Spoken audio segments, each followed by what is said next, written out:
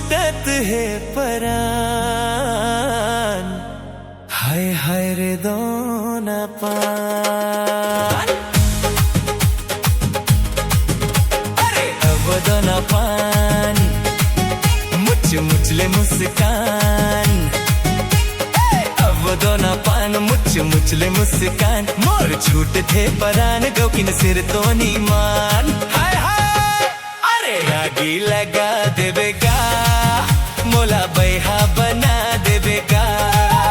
अरे आगी लगा देवेगा मोला बैहा बना देवेगा।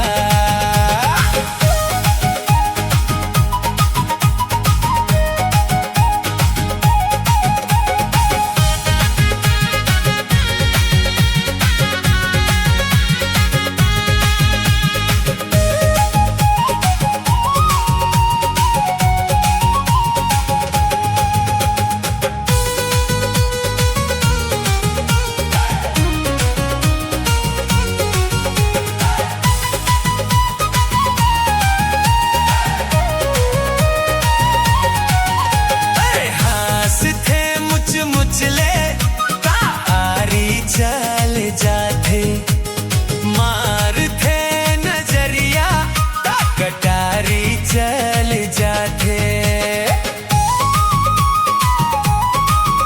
अरे हास थे मुचले तारी चल जाते, मार थे नजरिया ता कटारी चल जाते। अरे दीवाना बना देवेगा मोला बैहा बना देवेगा। अरे दीवाना बना देवेगा मोला बैहा बना देवेगा।